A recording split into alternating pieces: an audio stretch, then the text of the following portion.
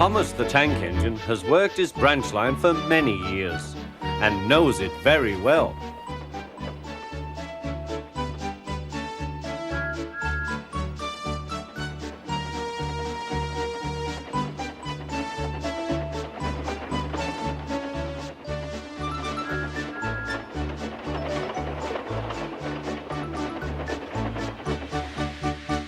You know just where to stop, Thomas, laughed his driver. You could almost manage it without me. Thomas had become conceited. He didn't realize his driver was joking. Later, he boasted to the others. Driver says I don't need him now. Don't be so daft, snorted Percy. I'd never go without my driver, said Toby earnestly. I'd be frightened.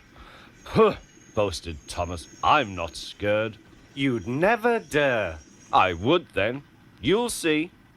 The next morning, the firelighter came.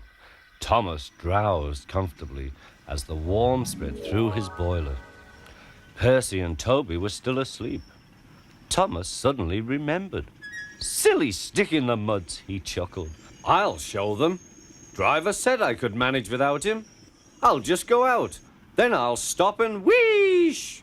That'll make them jump. Thomas thought he was being clever. Really, he was only moving because a careless cleaner had meddled with his controls. He soon found his mistake. He tried to wheesh, but he couldn't. He tried to stop, but he couldn't. He just kept rolling along. He didn't dare look at what was coming next. There was the station master's house.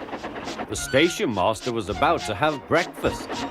Horrors! Cried Thomas and shut his eyes. The house rocked. Broken glass tinkled. Plaster was everywhere. Thomas had collected a bush on his travels. He peered into the room through its leaves. He couldn't speak. The station master was furious. His wife picked up her plate. You miserable engine, she scolded. Just look what you've done to our breakfast. Now I shall have to cook some more. She banged the door. More plaster fell. This time it fell on Thomas. Thomas felt depressed. Workmen propped up the house with strong poles and laid rails through the garden. Meanwhile, Donald and Douglas arrived.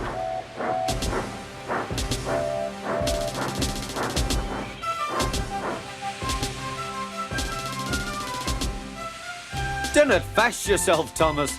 We'll soon have you back on the rails, they laughed.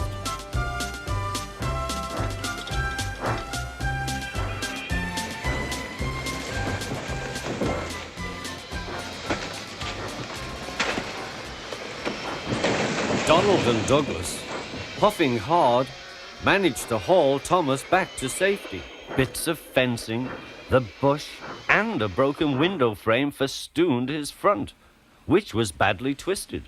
The twins laughed and left him.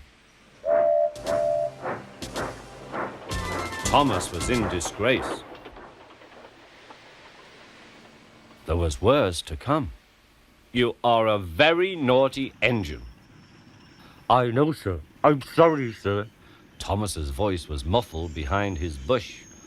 You must go to the works and have your front mended. It will be a long job. Yes, sir. Meanwhile, a diesel rail car will do your work. The diesel, sir? Thomas spluttered. Yes, Thomas. Diesels always stay in their sheds till they are wanted. Diesels never gallivant off to breakfast in station masters' houses.